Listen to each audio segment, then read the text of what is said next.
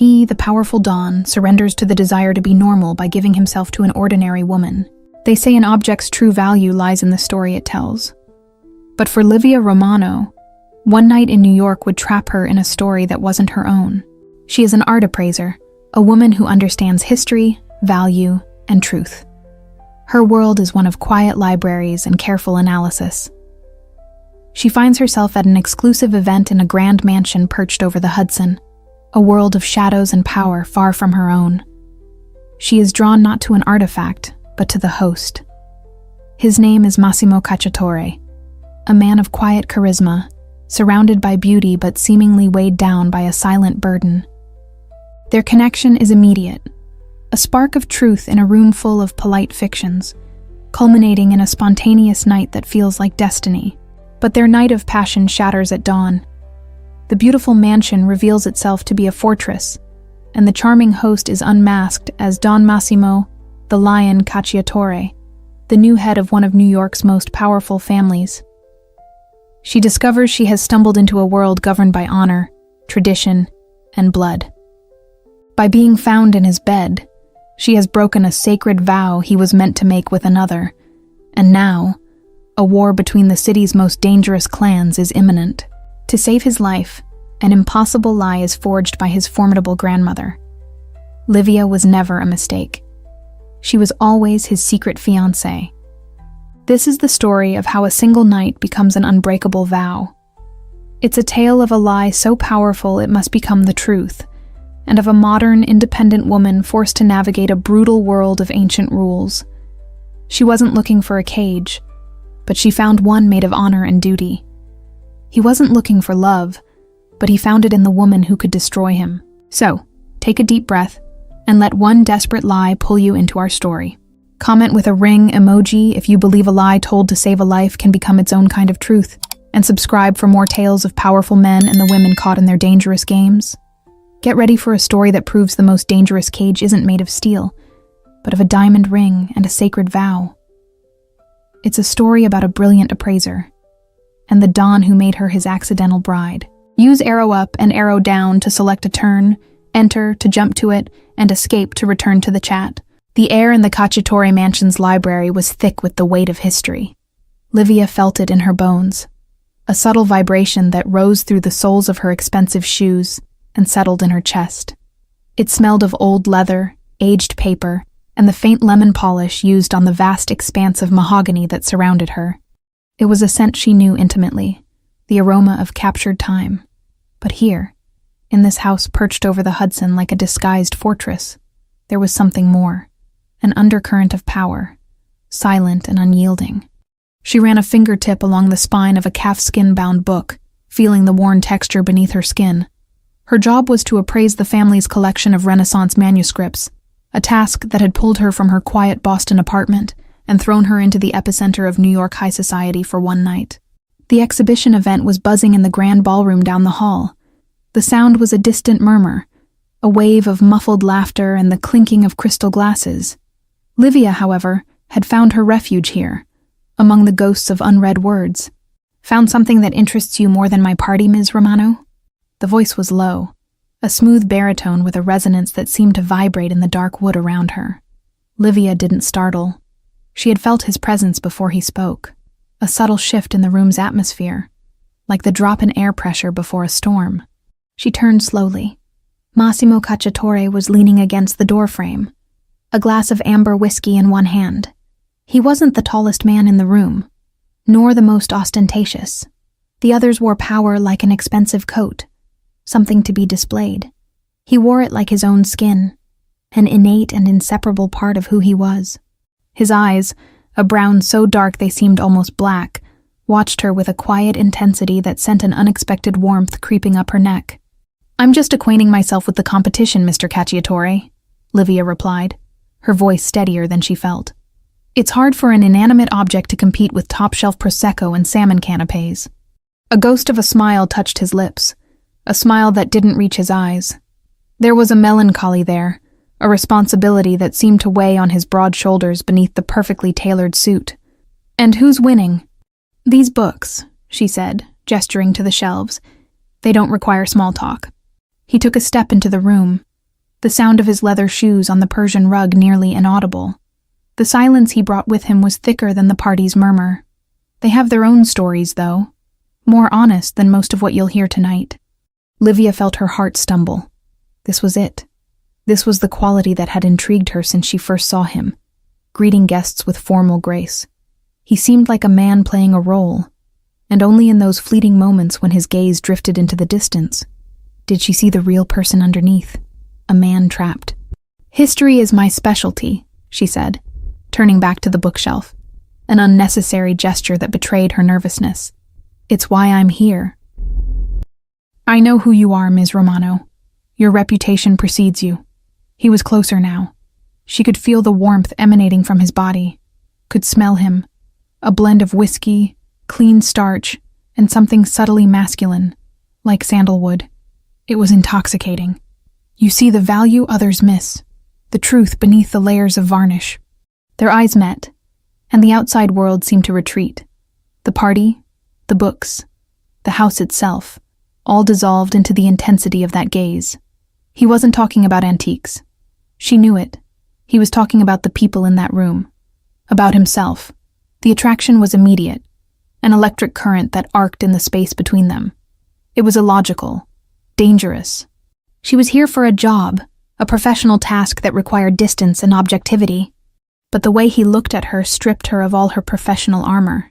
He saw her, not the appraiser, not the expert, but the woman who hid behind a sharp intellect and designer glasses. "Sometimes," she whispered, her mouth suddenly dry, "the truth is the most dangerous thing of all." "Only when it's discovered," he answered, his voice even lower. The hours that followed passed in a surreal blur. Massimo led her out of the library, not back to the crowd, but down a side hall and into his private study. The party continued without its host, a ship sailing on calm waters while its captain navigated a private storm. The study was the heart of the house. More books, old maps framed on the walls, and a vast oak desk that looked as though it had witnessed generations of secrets. He poured her more whiskey, though she'd barely touched her champagne. They didn't talk about the manuscripts. They talked about journeys they'd never taken, about the weight of expectations, and about the strange loneliness one can feel in a crowded room. Livia found herself telling him things she had never confessed to anyone, about the pressure to be the best in her field, about the silence of her apartment after a long trip, and he listened. He offered no solutions or platitudes. He simply listened, his dark eyes fixed on her, making her feel as if she were the only person in the world. She felt her heart hammer against her ribs, a frantic rhythm at odds with the room's quiet. "This is madness," a part of her brain screamed. "You don't know him. You don't know this world." But another part, a part she had kept locked away for a long time, didn't care. She felt seen in a way that was both terrifying and addictive. When he stood and came to her side by the window, the glow of city lights across the river painting silhouettes in the room, the air became electric. He stopped in front of her, so close she could see the small lines of exhaustion around his eyes. He raised his hand, not to touch her, but to trace the outline of a rose carved into the window frame.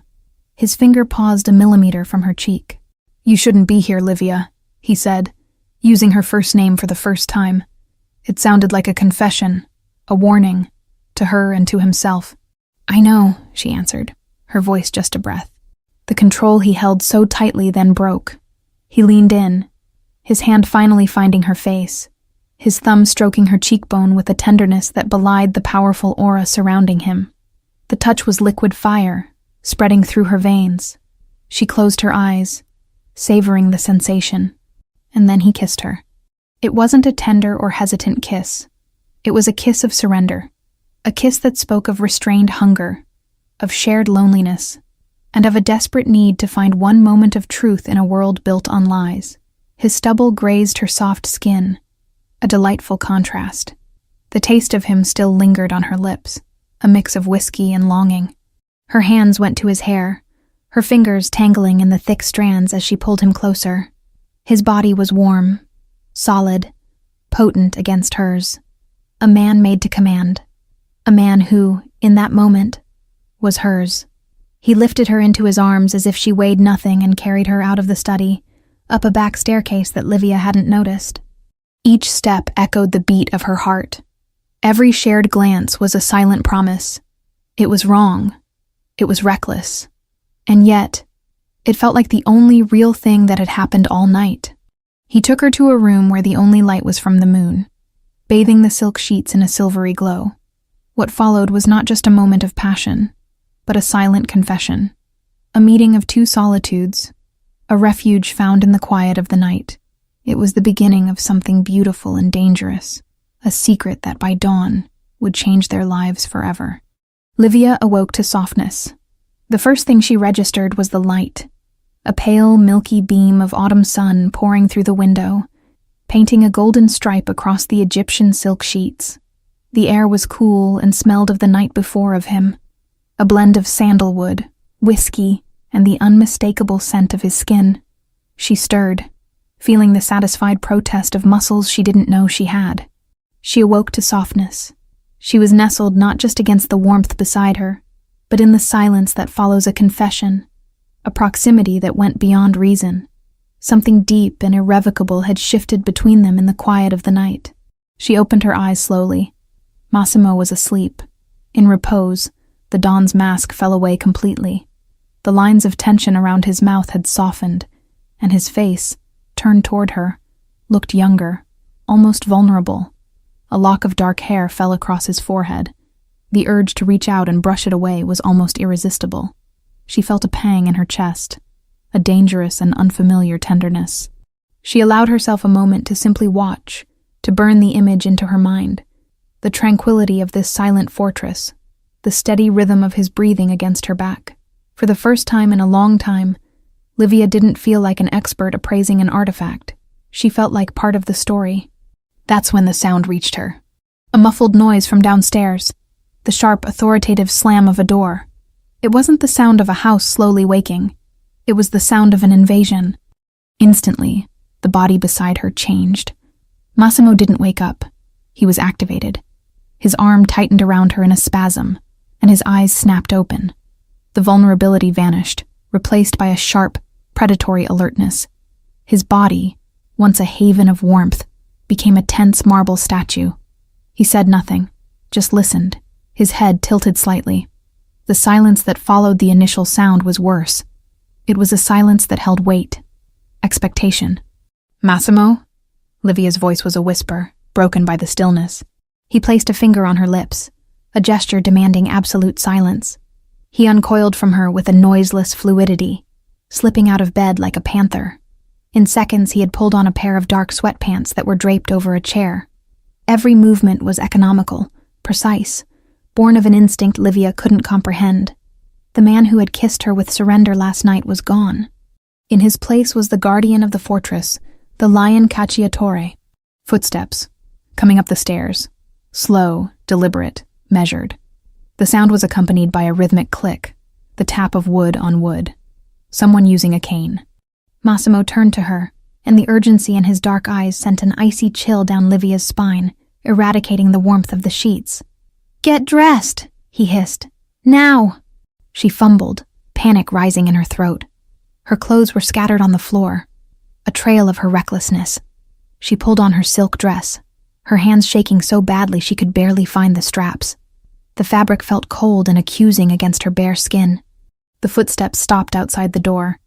The clicking of the cane ceased. The silence stretched, pulled taut like a wire about to snap. Massimo stood motionless in the center of the room, his back to the door, his broad shoulders tense. He was a barrier between her and whatever was on the other side. The doorknob turned slowly, without the warning of a knock. The door opened to reveal a woman. She was not tall, but her presence filled the room, sucking out the air and the light. She wore a simple, impeccably cut black dress, and her pure white hair was pulled into a severe bun at the nape of her neck.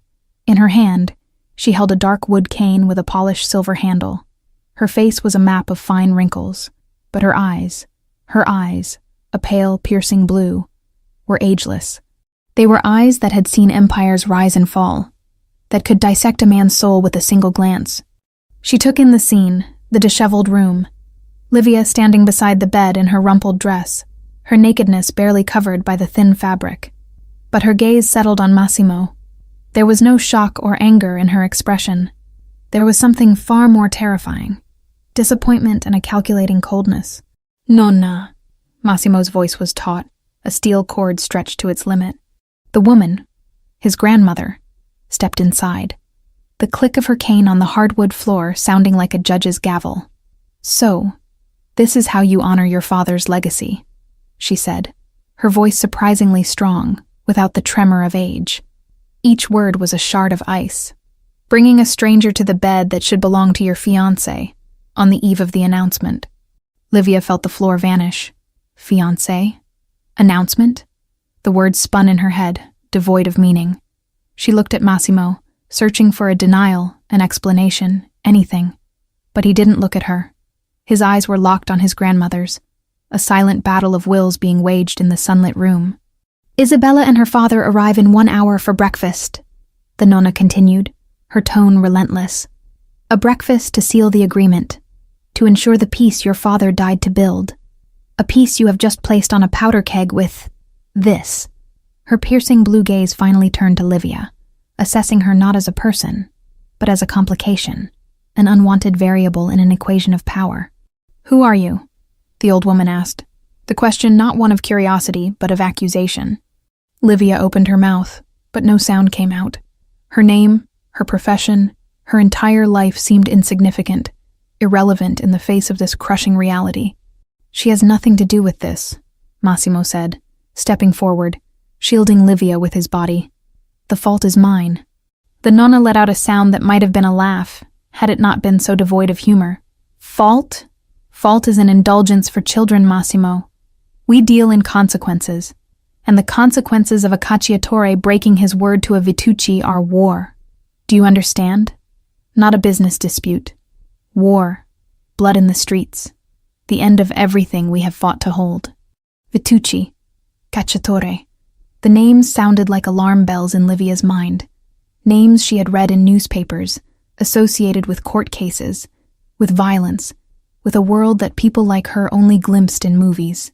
That world. The underworld of power. The air in her lungs turned to stone. The man with whom she had shared secrets, with whom she had found a refuge, was not just a wealthy, powerful man. He was a don, a chief. And she, an art appraiser from Boston, had just slept with him on the eve of his arranged engagement to the daughter of a rival clan. She felt the blood drain from her face, the room starting to spin. She grabbed the bedpost to steady herself. The nonna observed her reaction with a detached interest, like a scientist observing a specimen. She paced the room, her cane clicking, her pale blue eyes taking in every detail. She stopped by the window, looking out at the city sprawling below. "Honor," she said, more to herself than to them. Such a fragile thing, so easily broken, and so impossible to mend. She turned, and for the first time, Livia saw a spark of something beyond ice in her eyes. It was the glint of steel being forged, the mind of a strategist at work. "There is no hiding this," the nonna continued. "The house has eyes and ears. The moment the Vituccis arrive, they will know. They will smell the dishonor in the air. And Massimo's blood will be the price demanded." Livia's panic morphed into pure, absolute terror. His life. His life was in danger because of her. Because of one night. Massimo stepped toward his grandmother. "I will handle this, nonna. I will speak to Don Vitucci. I will take responsibility." "You will take nothing but your grave," she snapped, her voice cutting through the air. "You are the lion. You have shown weakness. To them, there will be no other answer but death." The silence returned, heavy and suffocating. Livia could hear the sound of her own heart pounding in her ears. It was a nightmare from which she couldn't wake. Then, the nonna's eyes fixed on Livia again. The look was no longer one of contempt. It was something new, appraising, intense. An idea was forming behind that wrinkled facade, a terrible and brilliant idea. "No," the nonna said, her voice low and laden with the weight of an irrevocable decision. Honor was not broken. Massimo stared at her, confusion clouding his tense features. "Nonna, what—" "There was no betrayal," the matriarch declared, her voice gaining strength, each word a brick in the construction of a new reality. She took a step toward Livia, who instinctively shrank back, because a man cannot betray his fiancée with the woman to whom he has already promised. Livia's world stopped spinning. It stopped completely. "This woman," the Nonna said, her chin high, looking at her grandson with an iron command, "is no stranger. She is the reason the deal with the Vituccis could never have been finalized. She is, and always has been, your secret fiancé, Massimo." The lie hung in the air, so audacious, so monumental, it seemed to have a physical presence. It was a desperate fiction, woven on the spot to save a life and avert a war. "Your night together was not a mistake," the Nonna concluded. Her blue eyes locked on Livia, pinning her in place, sealing her fate. It was destiny, and now the entire world will know it. The Nonna's words hung in the air, not as a suggestion, but as the foundation of a new and terrible reality. Your secret fiancé. To Livia, the phrase sounded like a foreign language, a set of disconnected sounds her mind refused to assemble. The room, which moments before had been a sanctuary of passion, now constricted around her, the walls closing in. The golden morning sun seemed to mock her, illuminating the dust motes dancing in the air, each one a witness to her impending imprisonment. Livia's first impulse was to laugh, a hysterical, borderline insane laugh that bubbled in her chest and died in her throat. But looking at the two faces before her, Massimo's, a mask of resigned shock, and his grandmother's, as impassive as granite, she understood this was no joke. "No," the word escaped her lips, faint, a wisp of sound. She tried again, injecting it with a strength she didn't feel. "No, absolutely not. This is insane." She took a step back, her body instinctively seeking distance, escape. Her pleading eyes found Massimo's. Tell her this is impossible. I have a life, a job. I'm not a part of this. I'm not like you," is what she wanted to scream. Massimo finally moved. He ran a hand through his hair, a gesture of restrained frustration. His jaw was locked. When he spoke, his voice was low and rough, devoid of the previous night's softness. It was the Don's voice. "Livia, listen to me." "No, I won't listen." Panic was overwhelming her, a cold tide. "You can't force me to do this. I'm leaving, right now. I'll call a cab and—" "You don't understand," Massimo interrupted, and the harshness in his tone silenced her. He stepped toward her, and the power emanating from him was almost a physical force, pinning her in place. "There is no leaving, not anymore." The moment Nonna said those words, the story began to be written. If you walk out that door now, you won't be Livia Romano, the art appraiser. You'll be the woman who dishonored the Don of the Cacciatori. Their excuse for a war. He moved closer, his dark eyes boring into hers, forcing her to see the brutal truth she was trying to deny. They wouldn't just come after me, Livia. They would do anything to protect their secrets. You will be a loose end, and they are very, very good at making sure their secrets stay buried. You cannot afford to be their target. A knot of ice formed in Livia's stomach. The air felt too thick to breathe. The life she knew, her books, her auctions, the quiet safety of her apartment, was disintegrating with every second she remained in that room. It was the Nonna who spoke next, her pragmatic voice cutting through the emotional tension. "The girl is frightened, Massimo. Stop circling." She approached, her pale blue eyes fixed on Livia. "Listen carefully, child. This is the story you will live from this day forward. You met a year ago, in Paris. He was there on business. You were appraising a collection at the Louvre. It was fast, intense, love at first sight. Each word was a brushstroke on a canvas depicting a life that was not hers. You kept the engagement a secret on my orders," the matriarch continued, tapping her cane lightly on the floor for emphasis. "The negotiations with the Vitucci family were delicate, a necessary alliance. To announce another engagement would have been an insult, would have destabilized everything. So we waited. You were our secret, the true choice of Massimo's heart, waiting for the right political moment to be revealed." The lie was so complete, so detailed, it was almost beautiful in its audacity. It covered every loose end with a cold, relentless logic. "It's a weak story," Massimo said, his voice full of doubt. It's a love story, the nonna corrected, a hint of steel in her voice. And love, my grandson, is the only thing more unpredictable and dangerous than the politics of these families. They will believe it because it is more interesting than simple betrayal. They will gossip, they will speculate, but the foundation of honor will remain intact. You did not break your word. You merely hid your heart. She then did something that shocked Livia to her core. The old woman reached out and touched Livia's face.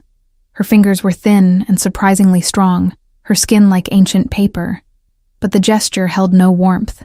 It was possessive, a claim.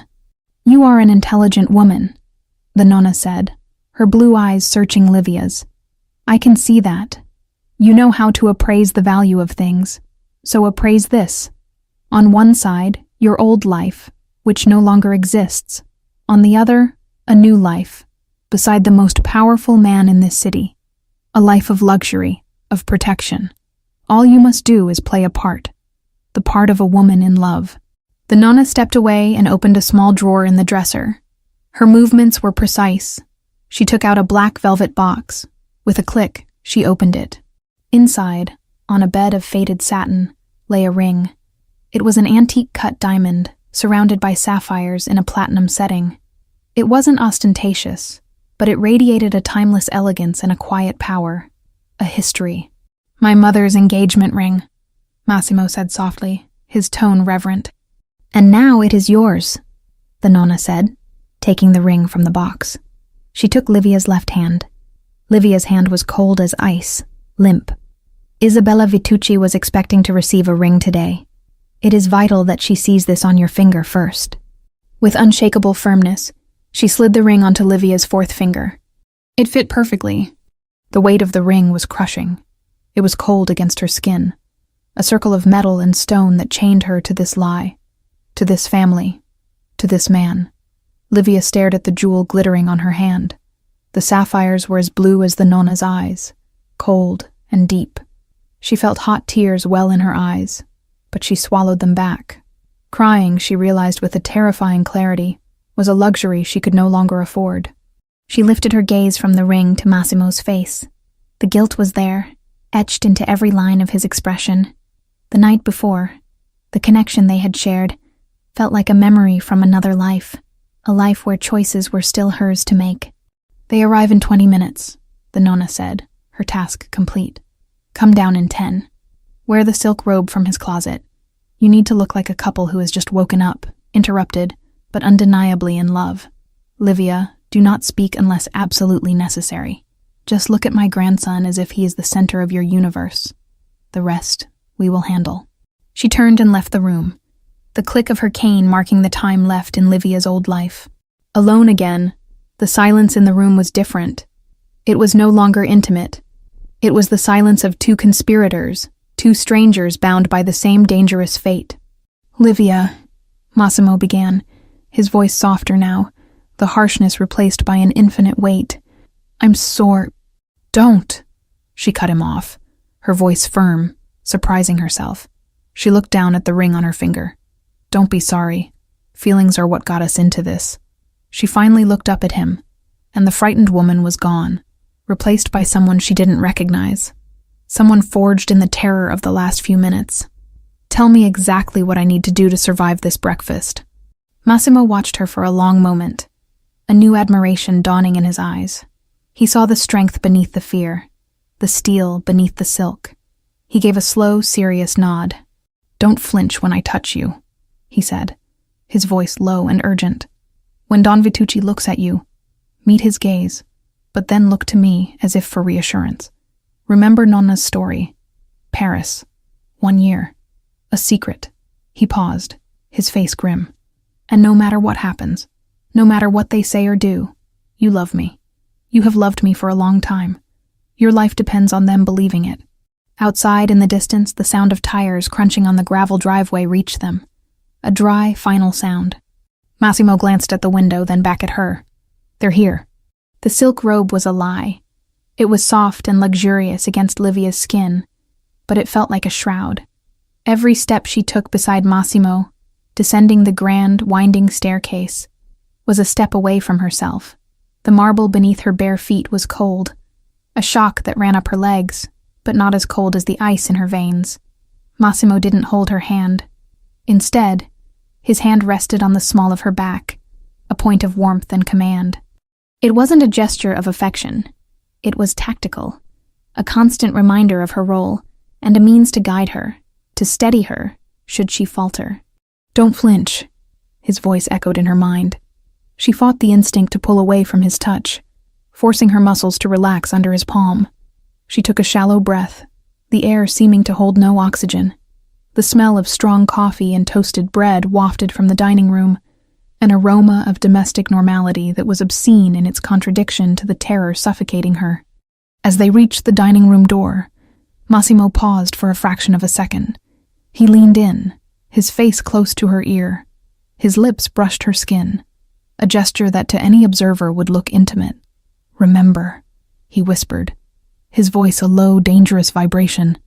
"You are the lady of this house now. Act like it." Then he guided her inside. The room was bathed in morning light from a wall of French doors. The dining table, long enough to seat 20, was set for only 4 at one end. The nonna, Elena Cacciatore, sat at the head, her posture as straight as a steel beam, a delicate porcelain cup in her hands. The other 2 turned as they entered. The man was older, perhaps in his 60s, with thick gray hair and broad shoulders that strained the fabric of his expensive suit. There was a stillness about him, a predator's immobility that made every hair on Livia's body stand on end. His eyes, a piercing light brown, locked onto her, devoid of any emotion but cold analysis. This was Don Marco Vitucci. He didn't need to shout to command fear. His presence exuded it like a fragrance. Beside him sat a young woman of stunning, dark beauty. Straight black hair fell over her shoulders, and her eyes were as dark as Massimo's. She wore a blood-red dress that contrasted violently with her pale skin. Her lips, painted the same color, were pressed into a thin line of contained rage. Isabella Vitucci, the spurned fiancée. Her eyes flickered past Massimo and landed on Livia with a venomous glare of humiliation and hatred. The silence in the room was a living thing, heavy and pulsating. The only sound was the soft click of Don Vitucci's cup as he set it on its saucer. "Marco, Isabella," the nonna said, her voice as calm as the surface of a lake before a storm. "You're early." "We had a family matter to discuss, Elena," Vitucci answered, his gaze never leaving Livia. "It seems you do as well." Massimo guided Livia to the table, pulling out a chair for her beside him, facing the Vituccis. His hand never left her back. The gesture was possessive, final. "Nonna, I believe introductions are in order." "Indeed," the matriarch said. She gestured with her hand toward Livia. "Marco, Isabella, this is Livia Romano, my grandson's fiancée." The words were delivered with devastating simplicity. Isabella Vitucci gasped, a sharp cutting sound in the silence. Her fists clenched in her lap, her red-painted nails digging into her palms. Don Vitucci remained impassive, but Livia saw a muscle jump in his jaw. "Fiancé?" Vitucci's voice was dangerously soft. The word that reached my ears was agreement, an agreement between our families, sealed with the union of our children. "And that agreement would have been an honor, Marco," the nonna replied, never flinching. "Had Massimo's heart not already belonged to another." Livia felt all eyes on her. Blood roared in her ears. "Look at him. Act like he's the center of your universe." She lifted her gaze and met the burning fury in Isabella's eyes. The young woman leaned forward, her body as tense as a snake ready to strike. "Who are you?" Isabella hissed, the question dripping with contempt. "What family are you from? Romano? I've never heard of them." Livia's heart hammered against her ribs. Her mind went blank. Paris. 1 year. A secret. The instructions spun in her head. She opened her mouth, but she felt the pressure of Massimo's hand on her back increase slightly. A warning. Don't speak. Obeying the silent command, she did exactly as he had told her. She met Isabella's furious gaze for a second, allowing the other woman to see the vulnerability, or what could be interpreted as shy love, in her eyes. Then she turned slowly and looked at Massimo. She poured all of her terror, all of her confusion, and her desperate need to survive into that look. She looked at him as if he were her only safe harbor in a stormy ocean, as if his presence alone could give her the strength to breathe. Massimo accepted her gaze, his own face softening instantly. The shift was so convincing that for a moment, Livia herself almost believed it. He took her hand on the table, lacing his fingers through hers. "Livia's family is not of this world, Isabella," he said, his voice firm, but with a protective, tender edge that was meant only for her. "And that is why we kept it a secret. To protect her." "To deceive us," Don Vitucci spat. "To honor a commitment of the heart that came before any business arrangement," Massimo countered, his gaze turning hard as steel as he faced the other Don. "Livia and I have been together for over a year." That's when Isabella saw it. Her breath hitched again, and her dark eyes locked onto Livia's hand, now held on the table by Massimo's. They locked onto the cold fire of the diamond and sapphires. The ring, the proof. "That," Isabella's voice trembled, the rage giving way to a raw, humiliated pain. "That is your grandmother's ring. It was supposed to... It was for..." She couldn't finish the sentence. The sight of that ring, the ultimate symbol of the Cacciatore lineage on another woman's finger, was a declaration of war louder than any words. Don Vitucci's face darkened. The calm in his expression shattered, revealing the volcanic fury beneath. He stood up, the chair scraping loudly on the polished floor. The power emanating from him was overwhelming, a wave of contained violence that made Livia shrink in her chair. "You have dishonored me in my own home, Elena," he said, his voice low and lethal, directed at the nonna. "You have made a fool of me, you and your grandson." Massimo rose as well, subtly placing himself between Livia and Vitucci's rage. Their bodies were like two kings on a battlefield, ready for combat. "There was no dishonor, Marco," said the nonna, the only one still seated, the only one who seemed completely unperturbed. She picked up a piece of toast from a silver basket. "Only a complication. Sit down. We will have coffee, and then we will discuss how to turn this complication into an opportunity." The silence that followed was the sound of two empires deciding between peace and annihilation. And Livia Romano, the art appraiser, sat directly on the fault line, the ring on her finger, a detonator waiting to explode. The nonna's suggestion, so audacious in its banality, hung in the room charged with testosterone and wounded honor. "We will have coffee." It was the kind of line that disarmed rage by its sheer inappropriateness, forcing the impending violence into an awkward pause. Don Vitucci remained standing for a long moment, his chest rising and falling with controlled breaths. His piercing brown eyes moved from the nonna to Massimo, and finally back to Livia. She felt the weight of that gaze like a physical pressure, a brutal assessment that dissected her, layer by layer. She forced herself not to look away, remembering Massimo's instructions. She met his stare, not with defiance, but with a frightened stillness, and then deliberately broke eye contact to seek out Massimo's hand again. The gesture was small, almost imperceptible, but it screamed dependency. It said, without words, "I do not belong here, but I belong to him." Slowly, like a king returning to a throne he felt had been usurped, Marco Vitucci sat down. The creak of the chair was the only sound in the room. Isabella remained rigid, her face a mask of humiliation, but she followed her father's lead.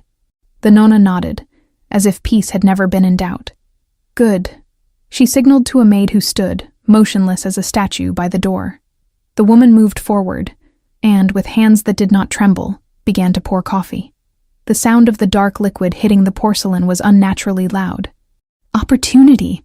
Vitucci's voice was a low growl, the fury simmering beneath a thin layer of control. "I see an insult. My daughter, promised to the head of the Cacciatore family, only to be cast aside for her." The nod in Livia's direction was so slight it was almost a twitch, but it was laden with contempt. "Isabella is a woman of great value and beauty," the nonna said, with a diplomatic calm that bordered on insolence. "She deserves more than a political marriage. She deserves an alliance that places her in power, not beside it." Isabella's chin lifted, a spark of interest glinting in her angry eyes. Her father, however, was not moved. "Do not change the subject, Elena. This engagement was to unite our families, to solidify our operations at the port, to present a united front against the Irish who think they can move in on our territory. And it still can be, Massimo said, speaking for the first time since he'd sat down. His voice was calm, the voice of a leader, not a young man in love. He released Livia's hand, though he kept his near hers, a silent reminder. A wedding is not the only way to seal an alliance. He leaned forward, his forearms on the table. The passion of the previous night was gone, replaced by a strategic coldness that Livia found both fascinating and terrifying. This was the true Don. The agreement on the port stands, Massimo continued. The percentages we offered stand. In fact, as a gesture of goodwill, for the pain this revelation has undoubtedly caused Isabella, I am prepared to increase your share by 5%. Vitucci's chin rose a fraction of an inch. 5% of the port operations represented millions. It wasn't an apology. It was a payment. A business transaction to appease wounded honor.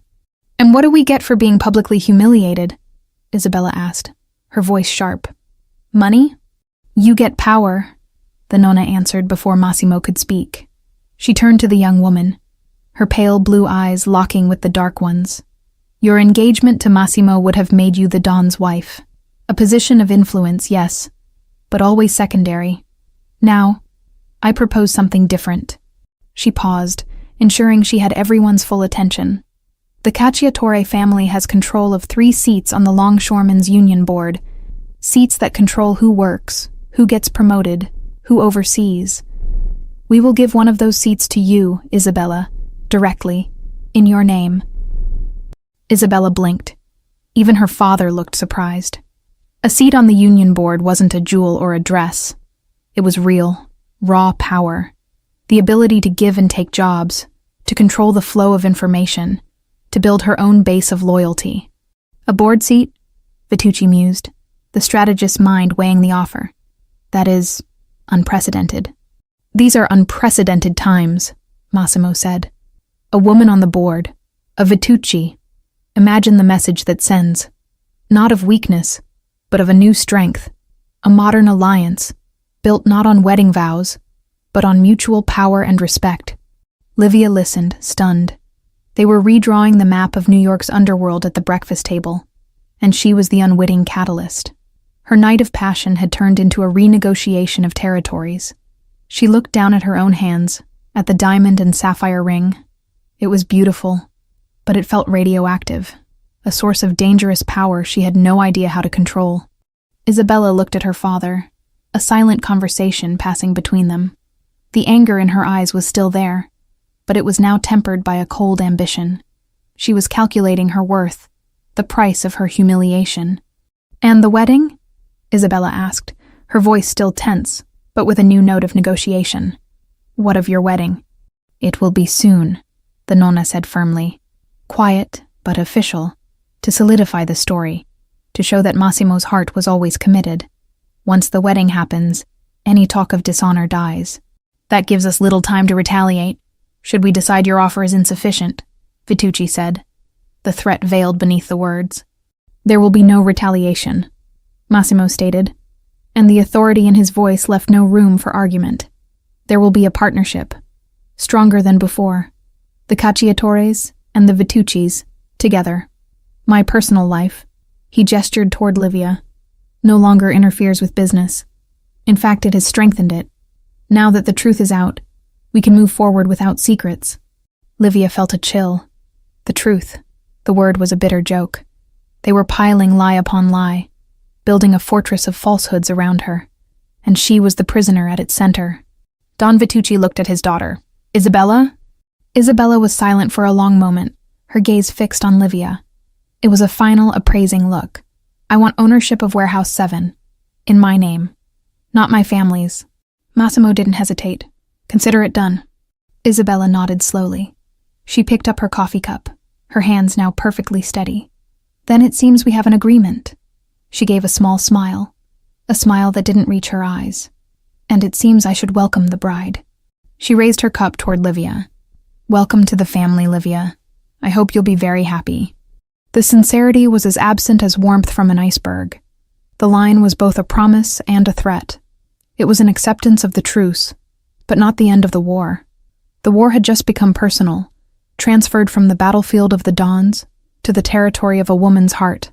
Livia, feeling a response was required, picked up her own cup. Her hands trembled slightly, betraying the calm she tried to project. She raised the cup, the ring on her finger flashing in the morning light. "Thank you, Isabella," she said, her voice a whisper. The breakfast continued in a haze of tense formalities. They discussed shipping details and union politics, while Livia sat in silence, a ghost at her own engagement feast. She was the reason for all of it, and yet she was completely invisible. She was an object, a bargaining chip, the secret fiancé, whose only purpose was to exist and look devoted. When the Vituccis finally left, a heavy silence settled in the room. The nonna stood, her face impassive. "It worked," she said, more to herself than to them. "For now." She turned to Massimo. "The wedding will be in 2 weeks, in the family chapel. Only the closest circle. Isabella and her father will be guests of honor." She looked at Livia, a look that stripped her of any illusions. "Start learning your role, girl. The first act is over, but the play has just begun, and the audience is far less forgiving." She left the room, leaving Livia and Massimo alone with the remnants of breakfast and the crushing weight of the lie that now ruled their lives. The moment the sound of the nonna's cane faded down the hall, Massimo's facade of control disintegrated. He didn't explode in anger. He imploded. The energy in the room shifted, the tension of negotiation replaced by a heavy, almost palpable weariness. He pushed away from the table and went to the wall of windows, placing both hands on the cool glass, his forehead resting against it. His broad shoulders, which had carried the authority of a dawn, now seemed to carry the weight of the world. Livia remained seated, her body rigid. The ring on her finger felt like it weighed 10 pounds. The silence stretched, filled only by the distant ticking of a grandfather clock somewhere in the house. It was a methodical, relentless sound, marking the seconds of her new life. She watched him. The morning light outlined his silhouette, making him a dark figure against the day's brightness. She could see the tension in the back of his neck, the muscles corded beneath his skin. The man who had kissed her with desperate hunger, and the dawn who had negotiated the fate of empires were the same person, and she was chained to both. A cold, powerless anger began to build in her chest, directed not just at him, but at herself, for her naivety, for her weakness. 2 weeks. Her voice cut through the silence. It wasn't a question. It was a statement of her sentence. Massimo didn't turn. "It's how long we have to make the lie real enough that no one dares question it." "Real?" A humorless laugh escaped her lips. "There's nothing real about this. I'm a piece on your chessboard, Massimo. A piece you sacrificed to protect your king." He finally turned, and the agony in his eyes silenced her. It was a raw, unguarded pain, something she suspected few in the world were ever allowed to see. "Do you think I wanted this?" His voice was low, hoarse. "Do you think I planned to destroy your life along with my own?" "Your life doesn't look destroyed," she retorted, the venom in her voice surprising herself. "You're still the Dawn. You're still in control." "Control?" He crossed the room in a few long strides, stopping on the other side of the table. He didn't yell. His voice was more frightening for being so contained. "I control nothing. I inherited a crown of thorns, Livia.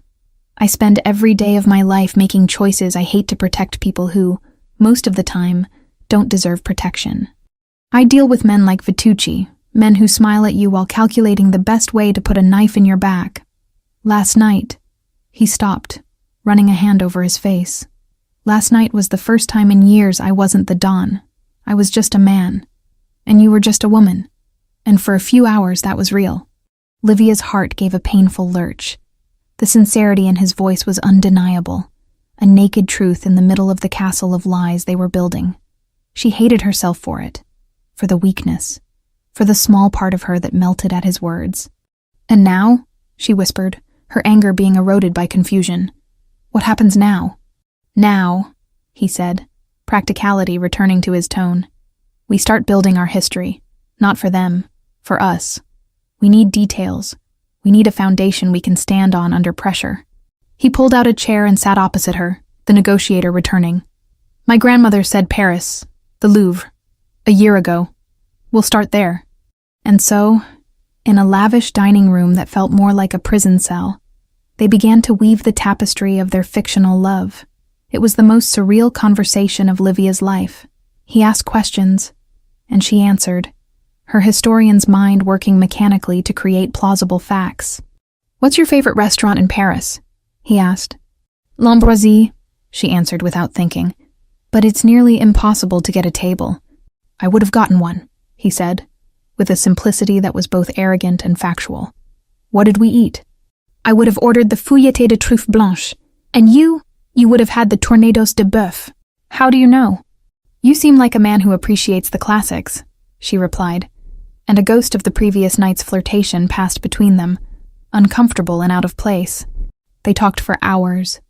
They constructed their first meeting, their first conversation, their first kiss, which they decided happened on the Pont des Arts under a light rain. They spoke of secret phone calls, clandestine trips to cities where no one would know them. Every added detail was another bar on her cage. Livia felt a strange duality. One part of her, the analytical part, found the exercise almost academic. The other part felt every lie like a small death, an erasure of who she truly was. At some point, a maid came in silently and cleared the breakfast dishes. No one suggested lunch. "You need clothes," Massimo said suddenly, looking at the silk robe she still wore. "Your things are still at the hotel. I'll have someone fetch them, but it's not enough. You are a cacciatore's fiancé now. You need to look the part." "I don't want your clothes. I don't want your money." "It's not a matter of want," he said, his patience wearing thin. "It's a matter of necessity. You are a reflection of me now, and I am a reflection of you. Every detail matters. The way you walk, talk, dress. Isabella will be watching your every move, looking for a crack in the facade. And if she finds one," he didn't need to finish. Later that day, a woman named Sophia arrived. She was older, with a gentle face but eyes that missed nothing. She was, Massimo explained, the family's personal dressmaker for decades, and, more importantly, she was discreet. Sophia took Livia's measurements in respectful silence, while Livia stood, stiff and uncomfortable, in her undergarments. She felt like a mannequin, an object being prepared for display. High-fashion catalogs were brought in. Dresses, shoes, coats. A wardrobe for a life that was not hers. "I like neutral colors," Livia said quietly, when Sophia showed her a vibrant red gown. "Black, gray, beige." "The Don likes blue on you," Sophia replied softly, pointing to a royal blue silk dress. "He said it brings out your eyes." Livia froze. Massimo had given instructions. He wasn't just building a wardrobe. He was painting a portrait of his fiancée, detail by detail. The presumption of it took her breath away. The forced intimacy. That evening, dinner was served in the same dining room. The nonna was present, as was Massimo. The food was exquisite, the wine expensive, but Livia could barely swallow. The conversation was superficial, avoiding the elephant in the room. They talked about art, about an upcoming auction at Sotheby's. For a moment, Livia felt almost normal, talking about something she loved. "The Italian Baroque period is fascinating," she said, forgetting her role for an instant.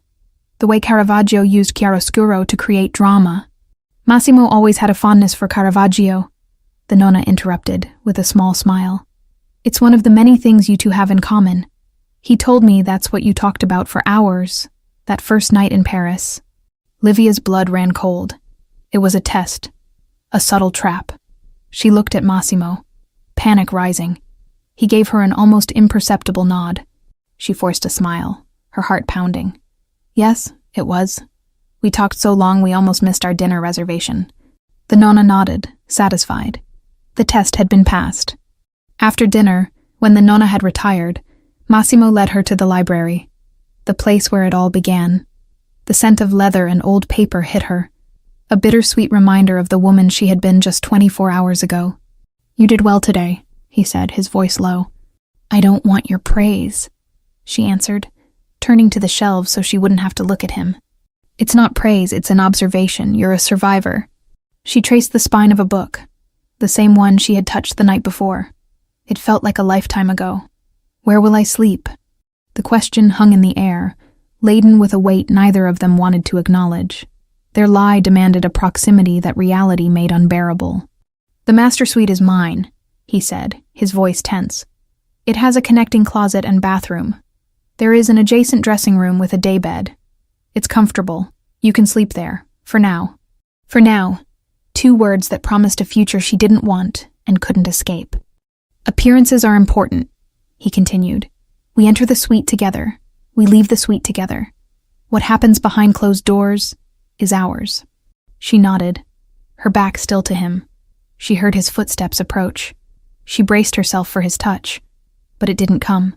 He just stood behind her, so close she could feel the heat from his body. "I know you hate me right now, Livia," he said, his voice barely audible. "I don't blame you. But for this to work, for us both to survive, the world needs to believe you love me.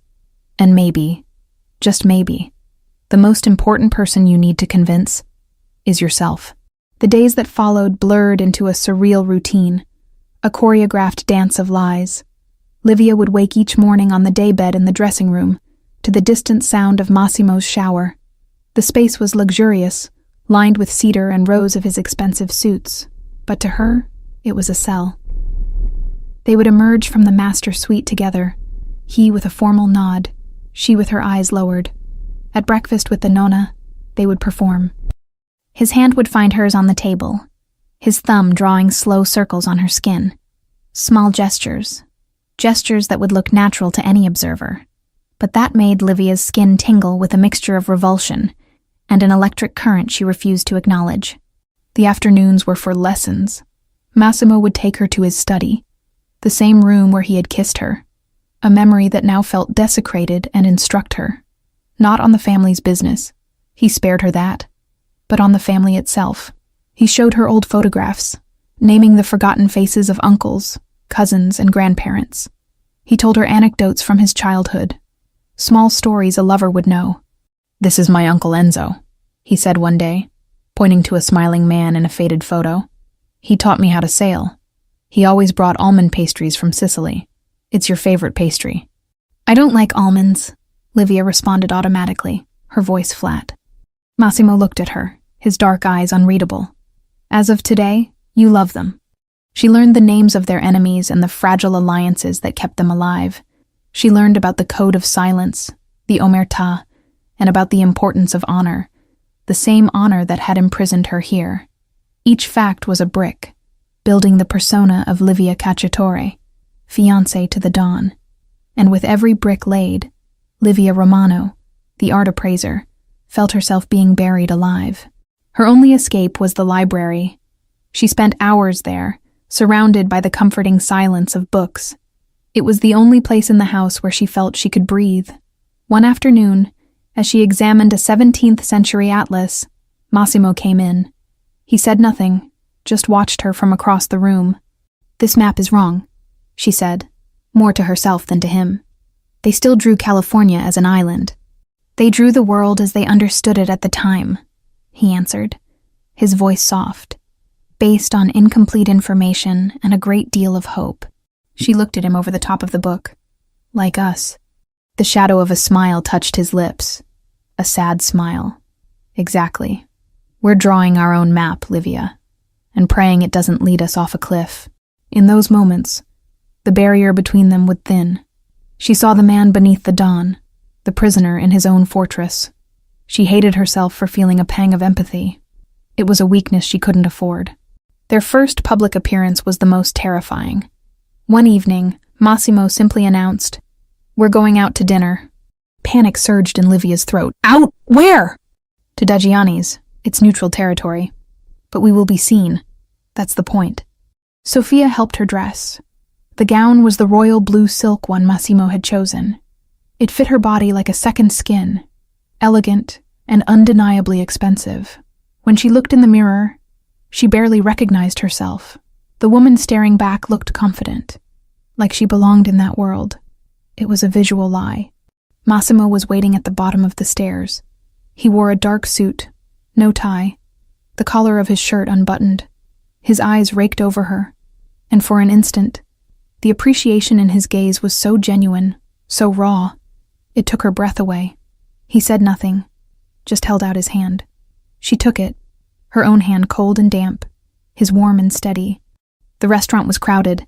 The murmur of conversation died as they entered, followed by a ripple of whispers. Livia felt dozens of eyes on her, dissecting her. She forced herself to keep her head high, her gaze fixed on Massimo. His hand on her back guided her, a constant, reassuring presence. They were seated at a secluded table in the back. "Don't look around," he said in a low voice as he studied the menu. "They want to see your reaction. Just look at me." And she did. They made light conversation about wine and art, the same safe topics from their rehearsals.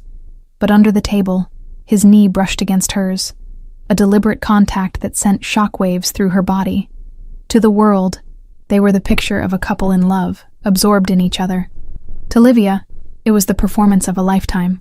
Halfway through dinner, a man approached their table. He was older, with shrewd eyes and a smile that didn't reach them. "Massimo," the man said. "Good to see you. And this must be the mysterious woman the whole city is talking about." Massimo stood, shaking the man's hand. "Antonio, good to see you. I'd like you to meet my fiancée, Livia." Livia forced a smile, her heart pounding. "It's a pleasure to meet you." "The pleasure is all mine," Antonio said, his eyes flicking down to the ring on her finger. "A well-kept secret. My congratulations to you both." The encounter lasted only a minute, but by the time Antonio left, Livia was trembling. "Who was that?" she asked, reaching for her wineglass with an unsteady hand. "The head of the Genovese family," Massimo answered, as if discussing the weather. "An ally, and the biggest gossip in New York. By morning, everyone will know they saw you, and that you looked utterly in love." That night, back in the safety of the mansion, the tension between them had changed. The public performance had bonded them in a strange way, like two soldiers who survive a battle together. As they prepared for bed in their separate quarters, he paused at the door to the dressing room. "You were trembling," he said. "I was terrified," she admitted, her voice barely a whisper. He stood there for a long moment, his silhouette framed in the doorway. The desire to go to her, to comfort her, was an almost physical force. He clenched his fists at his sides, fighting the impulse. To touch her out of need, out of comfort, would be to cross a line they could no longer ignore. It would be admitting the charade was becoming something more. "You didn't show it," he finally said. "You were strong." He turned to leave, but her voice stopped him. "Massimo." He looked back. "Thank you," she whispered, "for tonight, for guiding me." He gave a slow nod, his dark eyes intense. "We got through it together." He closed the door, leaving her in the darkness of the closet. Livia leaned against the cool wood, her heart pounding. "We got through it together." The words echoed in her mind. It was a dangerous admission, an admission that they were no longer just a captor and his prisoner. They were partners in a life-or-death lie, and that forced partnership was starting to feel dangerously like trust. She put a hand to her chest, feeling the frantic beat. She told herself it was just fear, adrenaline, but deep down, she knew it was a lie. A week before the wedding, the rain began. It wasn't a summer shower, but a cold, persistent autumn drizzle that wrapped the Cacciatore mansion in a gray shroud, isolating it even further from the outside world. The dampness seemed to seep into the stone walls, and a melancholic quiet settled over the house. Livia found refuge in the library, as she always did. She was curled in a worn leather armchair near the fireplace, where a low fire crackled and hissed, fighting against the damp. A book lay open in her lap, but she wasn't reading. Her eyes were fixed on the dancing flames, her thoughts a whirlwind. Their performance at the restaurant had changed something. The dynamic between her and Massimo had grown more complex, fraught with a tension that wasn't just fear or resentment.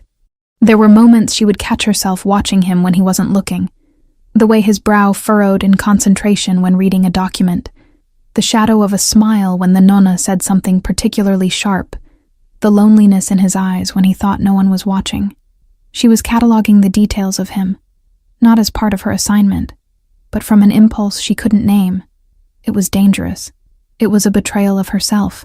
The library door opened, and Massimo entered.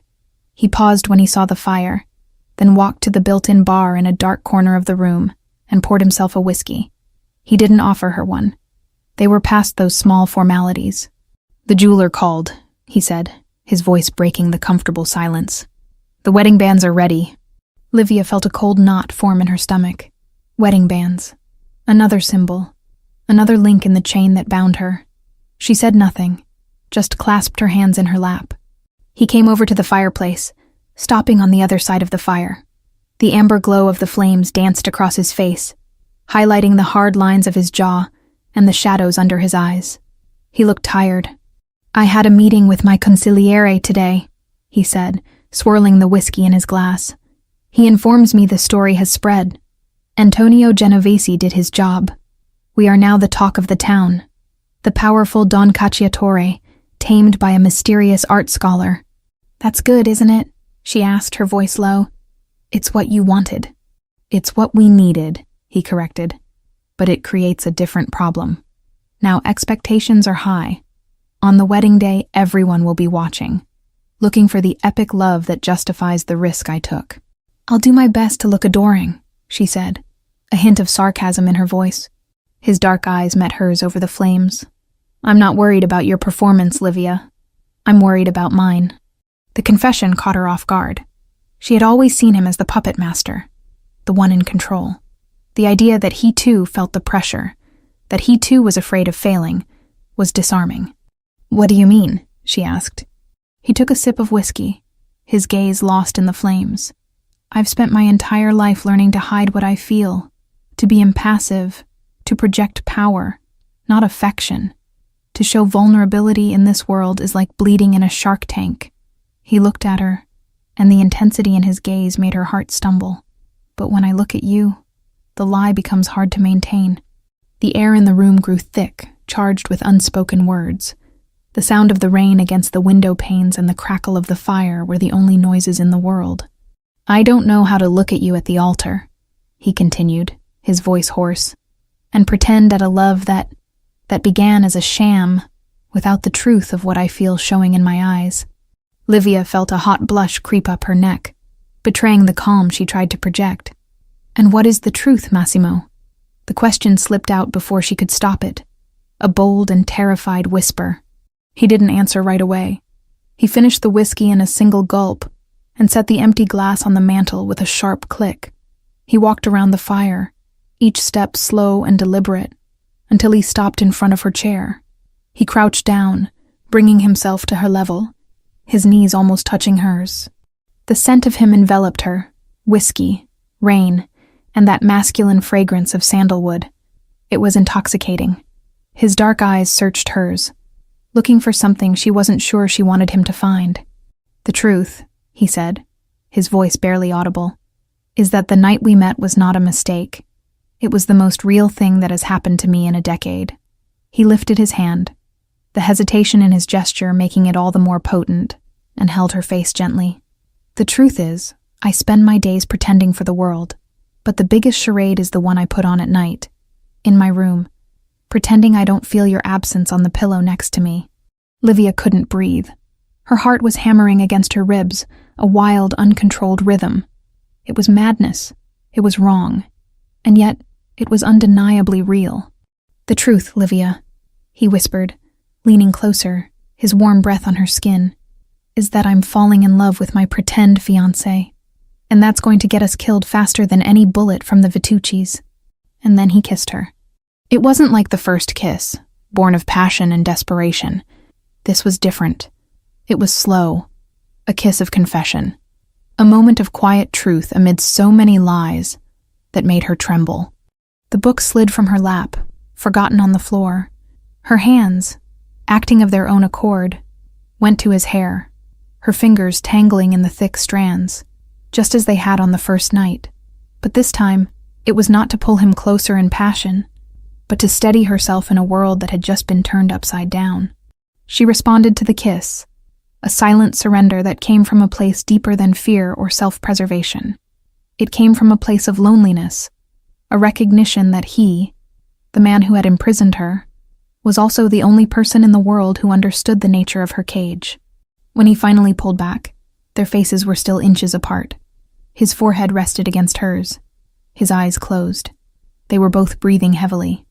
"This," she began, her voice shaking. "I know," he interrupted, his voice filled with a resigned pain. "This complicates things." He stood, pulling away from her, the warmth of his proximity instantly gone, leaving her cold.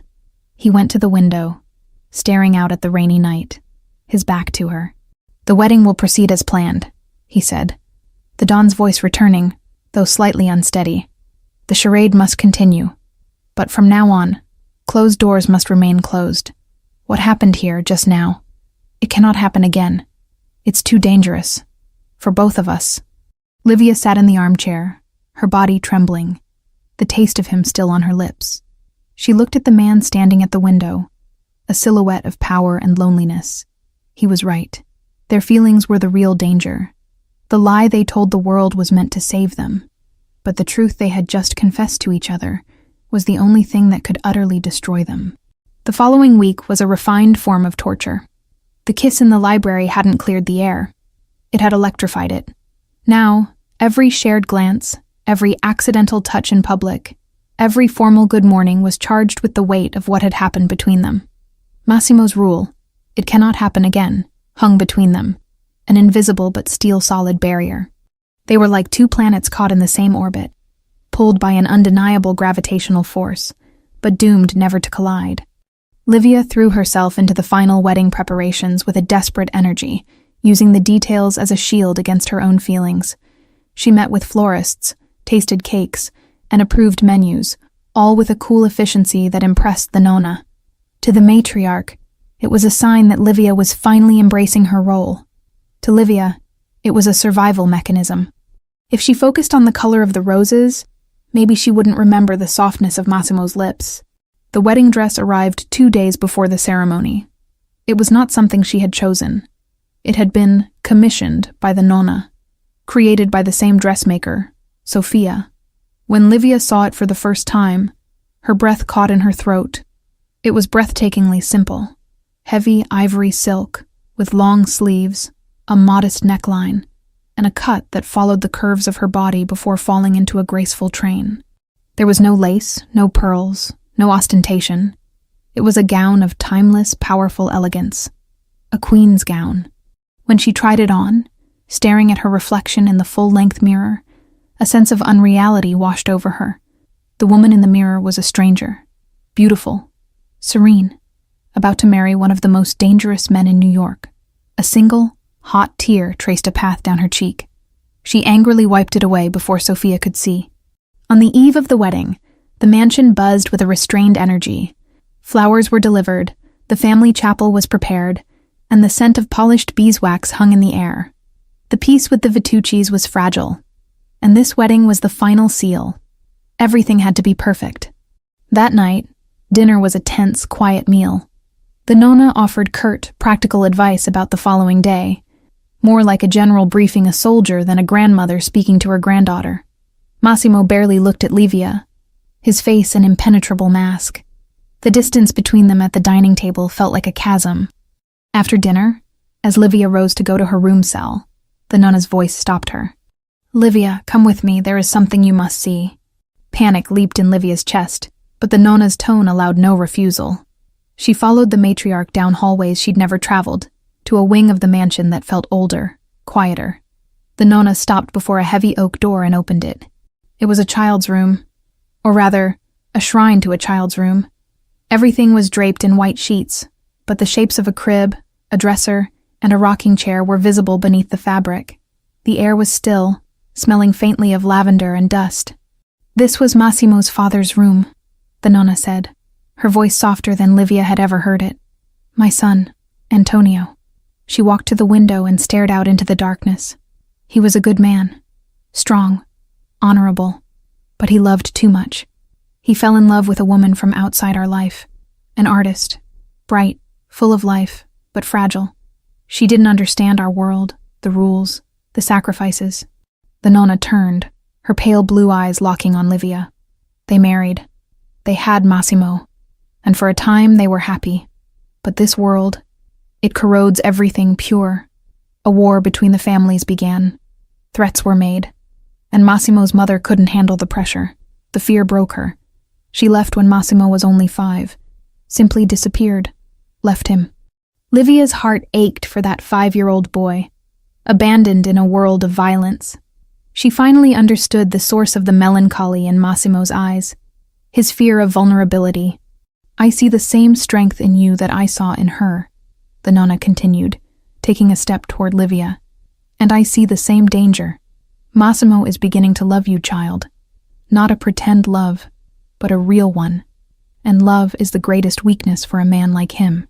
She stopped in front of Livia, her wrinkled face serious. "Tomorrow, you will become a cacciatore. This family will protect you with its life, but in return, we demand your loyalty. Not just your performance, your loyalty. You cannot break his heart as his mother did. You cannot abandon him. Because if you do, if you weaken him, you will not just be destroying a man. You will be destroying an empire. Do you understand the burden you are taking on?" Livia felt the weight of those words, the history of generations, settle on her shoulders. This was no longer about her survival. It was about the survival of everything they stood for. "I understand," she whispered, her voice hoarse. "Good," the nonna said. She then took Livia's hand and placed a small, cool object in her palm. It was a silver locket, old and slightly tarnished. This was Massimo's mother's. "Wear it tomorrow. Something old. It is a lie that holds a truth. You carry his history with you now." The nonna left her alone in the quiet room. Livia opened the locket. Inside, there was a space for a photo, now empty. She closed her hand around the cool metal, the object seeming to burn her skin. Later, in her room, she couldn't sleep. The conversation with the nonna, the weight of the locket, the imminence of the next day. It was too much. On an impulse, she stood and opened the door that separated her from Massimo's room. He was awake too. He stood by the window, just as he had on the rainy night, looking out at the city. He turned as he heard the door creak. His eyes widened slightly, seeing her there, in the dim light, wearing a simple silk nightgown. Neither of them spoke. Words were unnecessary. The rule he had said it cannot happen again felt fragile, irrelevant, in the face of the abyss of the next day. He held out his hand. It was a silent invitation, a plea, a surrender. She walked to him, the floor cool beneath her bare feet. She placed her hand in his. He gently pulled her close, not with passion, but with a deep, silent need. He wrapped his arms around her, burying his face in her hair. Her scent, a mix of gardenia soap and just her, filled him. She clung to him, her head resting on his chest, listening to the strong, steady beat of his heart. His body was warm, solid, a refuge. In that embrace, they were not the Don and his pretend fiancé. They were just a man and a woman, frightened and alone, finding solace in each other on the eve of the battle of their lives. "Stay," he whispered against her hair. The word was a plea. "Tonight, just stay." She didn't answer with words. She just tightened her hold. And that night, in the large bed that was supposed to be the stage for their lie, they simply slept, side by side, finding in each other's warmth a silent truce before the dawn that would change everything forever. It was a deeper, more terrifying intimacy than any kiss. It was the quiet acceptance that the lie, somewhere along the way, had surrendered to an undeniable truth. The wedding day dawned bright and cold. A pale autumn sun poured through the mansion's windows, but it brought no warmth. To Livia, the light felt harsh and interrogating, illuminating every corner of the sham that was about to become a sacrament. She woke before Massimo, slipping silently from the bed and back to the solitude of her dressing room. The night's truce was over. The intimacy of sharing a bed, of finding refuge in an embrace, made the reality of the day even more unbearable. It was one thing to perform a lie for the world. It was quite another when the lie began to feel like the only truth left. Sophia and 2 other maids prepared her as if dressing a doll for display. Her hair was swept into a low, elegant chignon, a few loose tendrils framing her face. Her makeup was subtle, designed to enhance a natural glow she didn't feel. Finally, the dress. The ivory silk was cool against her skin. As Sophia fastened the long row of tiny, silk-covered buttons down her back, Livia stared at her reflection. The woman in the mirror was a bride. She was a vision of serenity and grace. A wave of dissociation washed over her, as if she were watching someone else's life. She put on the silver locket the Nonna had given her.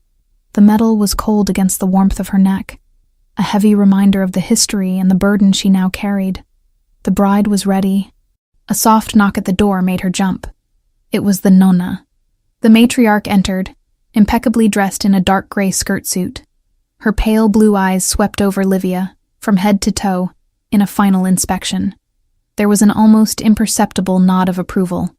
"You look beautiful, child," she said, her voice devoid of sentimentality. "Remember your role. Today, you are not just a bride. You are a symbol. The symbol of peace, strength, and the future of the Cacciatore family. Do not falter." "I won't," Livia answered, her voice steadier than she felt. The family chapel was an intimate, austere space at the back of the estate. The walls were dark stone, the stained glass windows casting jewels of colored light onto the polished wooden pews.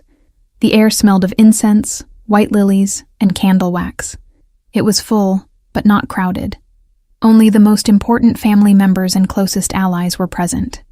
Livia saw the Vituccis in the front pew, Don Marco, his face a mask of neutrality, and Isabella, stunning in an emerald green dress, her dark eyes fixed on her with an unreadable intensity. It was a mixture of hatred and assessment. Isabella wasn't looking for love. She was looking for a flaw, a crack in the performance. The organ music began to play, a low, solemn sound. Livia's heart hammered in a rhythm so violent she feared everyone could hear it. There was no father to walk her down the aisle. She walked alone. Every step on the stone runner was a step toward her sealed fate. Then her eyes found his. Massimo was waiting at the altar, beside an elderly priest. He wore a flawless black suit, the cut emphasizing the breadth of his shoulders. He didn't look like a nervous groom. He looked like a king awaiting his queen. But as their gazes locked, she saw past the Don's facade. She saw the man from the night before, the vulnerability he guarded so fiercely. There was a question in his eyes, a silent appeal. "Are you with me in this?" In that moment, Livia made a choice. She would not play the part. She would live it. For these few minutes, she would allow herself to believe the lie, for her survival, and for his. She gave him a small, genuine, reassuring smile that seemed to melt a layer of ice from his posture. When she reached the altar, he held out his hand. His touch was warm and steady, enveloping hers. The familiar electric current passed between them, but this time it was not unwelcome. It was an anchor. Then they turned to the priest, hand in hand. The ceremony began, the words in Latin and English echoing off the stone walls. Livia felt as though she were in a dream.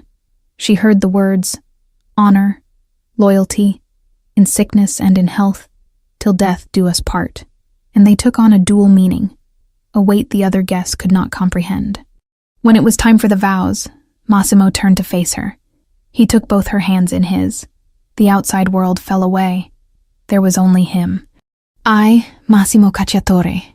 His voice was low and clear, resonating in the silent chapel. "Take you, Livia Romano, to be my wife. I did not plan for you. I did not expect you. And now, I cannot imagine a world without you." His dark eyes were so overwhelmingly sincere that Livia felt her defenses crumble. "I promise to honor you, to protect you, and to be your safe harbor in any storm. I promise that the truth we build together will be stronger than any lie the world tells us. This is my solemn vow." Tears welled in Livia's eyes. Tears she didn't bother to hold back. They were tears for the beauty of his lie, and for the terrible truth that lay beneath it. It was her turn. She took a deep breath, her gaze locked on his. "I, Livia Romano." Her voice trembled but did not break. "Take you, Massimo Cacciatore, to be my husband. I came into your world by accident, but I choose to stand by your side by choice." She squeezed his hands, feeling the cool locket against her chest. "I promise to be your confidant, your ally, and your peace in a world of war. I promise to keep your secrets and honor your name. And I promise to find the truth in our journey, no matter how difficult the path. This is my vow." The silence in the chapel was absolute. They had just declared their vows not only to each other, but to all their allies and enemies. They had set their story in stone. The rings were exchanged, simple platinum bands, cool and heavy on their fingers. "You may kiss the bride," the priest said. Massimo leaned in, his hand coming up to cup her face with a tenderness that made her shudder. The kiss was not for the audience. It was for them. It was slow, deep, a seal on everything that had been said and unsaid. It was a promise of solidarity, an acceptance of their shared fate. The taste of him was familiar, a mix of strength and the vulnerability only she knew.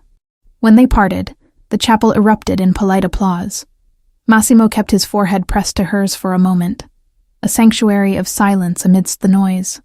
"Mia Mowgli," he whispered, the words meaning, "my wife, now and forever." He took her hand, and they turned to face their guests, to face their future. As they walked back down the aisle, Livia's gaze met Isabella Vitucci's. The young woman was no longer smirking. Her face was pale, and in her eyes, for the first time, Livia did not see hatred. She saw something far more dangerous: belief. They had done it. They had convinced them all. But as they stepped out of the chapel and into the cool autumn sun, Livia looked down at the wedding band shining on her finger and at the man whose hand she held. The lie had saved them, but at what cost? They had just spoken the truest vows of their lives, based on a fundamental falsehood. She was Livia Cacciatore, the accidental bride, now bound not just by duty, but by feelings as real and as dangerous as the world she had just married into. The play was over, but real life, with all its unpredictable consequences, was just beginning.